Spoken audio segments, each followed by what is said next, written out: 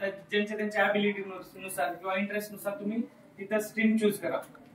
पण त्याच्यानंतर कोणती जरी स्ट्रीम चूज केली तरी लॉ मध्ये जर यायचं असेल तर आपल्याला काही बंधन नाही. सायन्स वाले, आर्ट्स वाले, कॉमर्स वाले कुणी लॉयर होऊ शकतो. मग 12वीच्या नंतर 2 पद्धती आहेत. जर आपल्याला लॉला ऍडमिशन घ्यायचं असेल तर आफ्टर 12th काय आहे तर 5 इयर्स कोर्स आहे. त्याला इंटिग्रेटेड BA LLB कोर्स असं म्हणतात. आणि जर तुमचं ग्रॅज्युएशन करून जर तुम्हाला LLB करायची असेल तर 3 वर्षाची LLB असते. त्याच्यासाठी काय होतं तर महाराष्ट्र स्टेटसाठी CET ची एक्झाम असते. ती एक्झाम आपण एक्झामचा फॉर्म भरायचा, एक्झाम द्यायची. एक्झाम क्वालिफाय झाल्याच्या नंतर आपल्याला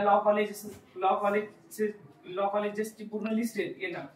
त्यामध्ये मग आपल्याला जे फेवरेबल कॉलेज आहेत त्याचे आपण एक प्रिफरन्स लिस्ट दिल्याच्या नंतर ज्या कॉलेजला आपला नंबर लागेल तिथं आपण लॉ साठी ऍडमिशन घेऊ शकतो.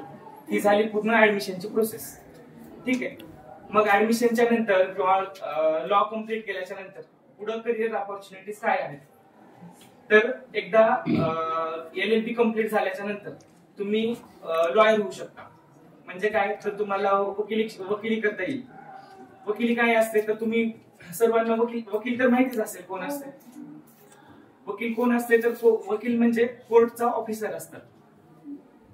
प्रत्येक आपल्याला जर न्यायपालिकेत जायचंय तर कुणीतरी आपल्याला तिथं आपलं मार्गदर्शन करण्यासाठी, आपली बाजू प्रभावीपणे मांडण्यासाठी आपल्याला एका व्यक्तीची गरज असते. आणि तो व्यक्ती कोण असतो तर वकील असतो. आणि मग ही वकिली हे खूप चांगलं क्षेत्र आहे. जसे की तुम्ही आता इतिहासामध्ये अभ्यासत असतील की 1947 ला आपला भारत देश स्वातंत्र्य झाला. तर त्या स्वातंत्र्याच्या लढ्यामध्ये जेवढे स्वातंत्र्याच्या लढ्यामध्ये ज्यांचं कोणाचं योगदान आहे त्याच्यामध्ये 90% योगदान हे वकिलांचं आहे. जसे की तुम्ही महात्मा गांधी बघा, त्याच्यानंतर पंडित जवाहरलाल नेहरू, हे सर्व कोण होते? सरदार वल्लभभाई पटेल कोण होते तर हे सगळे वकील होते. ठीक आहे. त्यांना बॅरिस्टर म्हणलं जायचं. बॅरिस्टर का म्हणायचं कारण त्यांनी लंडनहून शिकून आल्यामुळे त्यांना बॅरिस्टर ही पदवी मिळालेली होती. तर वकिली हे खूप चांगलं क्षेत्र आहे. हा एक ऑप्शन झाला. ठीक आहे. त्याच्यानंतर लॉ जर झालं तुमचं त्याच्यानंतर तुम्ही जजच्या एक्झाम देऊ शकता. आफ्टर LLB काय करू शकता तर तुम्ही जज होऊ शकता.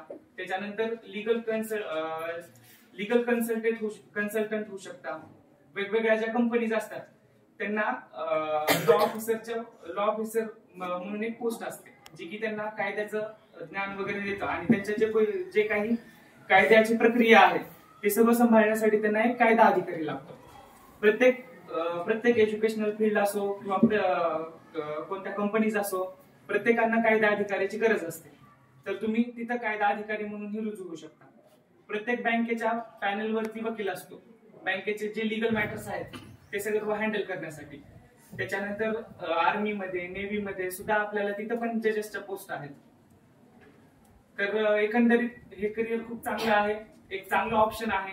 आणि जर प्रत्येकाला आता कोणाला जरी विचारलं की तुम्हाला काय व्हायचंय तर 2च उत्तर मोस्ट ऑफ मिळतात की मला डॉक्टर व्हायचंय किंवा मला इंजिनियर व्हायचंय. या व्यतिरिक्तही काही फील्ड आहेत आणि लॉ ही खूप चांगली फील्ड आहे.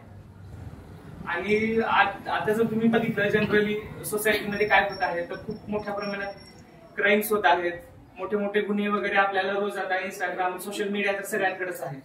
गुन्हेगारी वाढली आहे. तर मग हे गुन्हे थांबवण्यासाठी एका चांगल्या वकिलांची एका चांगल्या पिढीची गरज आहे. त्यासाठी मला वाटतं की या फील्डमध्ये चांगले व्यक्ती कसे येतील त्यासाठी खरी तुमची गरज आहे. आणि इच्छा पण आहे की तुम्ही सर्वांनी लॉ फील्ड मध्ये यावं किंवा ऍटलिस्ट लॉ कडे बघण्याचा एक अप्रोच तरी चेंज करावा. फक्त डॉक्टर, इंजिनियर असं न म्हणता की मला लॉयर व्हायचंय, मला जज व्हायचंय. इथपर्यंत जरी तुमचे विचार गेले किंवा स्वप्न गेले तरी मी आजचं हे सेशन सार्थक झालं असं समजेल. धन्यवाद. तर हे होते ॲडव्होकेट ओम जाधव. हे बापूजी विद्यालयाचेच विद्यार्थी आहेत. याच शाळेत इयत्ता 10वीपर्यंत शिक्षण सरांनी पूर्ण केलंय. आज मला या गोष्टीचा सार्थ अभिमान वाटतो की कुठल्याही प्रकारची तयारी नसताना एकदम आयत्या वेळी मी 1 मिनिटापूर्वी सरांशी संवाद साधला, पण त्यावेळेला सुद्धा माझ्या हे डोक्यात नव्हतं की सरांना इयत्ता 9वीच्या वर्गामध्ये मार्गदर्शनासाठी बोलवावं. पण अचानक आलेल्या या संधीचं सरांनी सोनं केलं, आपल्याला छानसं मार्गदर्शन सांगितलं. मला वाटत नाही की कुठला एखादा निष्णात वकील सुद्धा आपल्या वकिली क्षेत्राविषयी एवढ्या चांगल्या आणि छान शब्दात याचं वर्णन करू शकेल. सरांनी अतिशय कमी वेळामध्ये छान शब्दामध्ये आपल्याला या क्षेत्राची माहिती सांगितली. ज्या ज्या विद्यार्थ्यांना खरंच लॉ क्षेत्रामध्ये करिअर करायचे अशा विद्यार्थ्यांनी सरांचं हे मार्गदर्शन घ्यावं, त्याचा लाभ घ्यावा. धन्यवाद.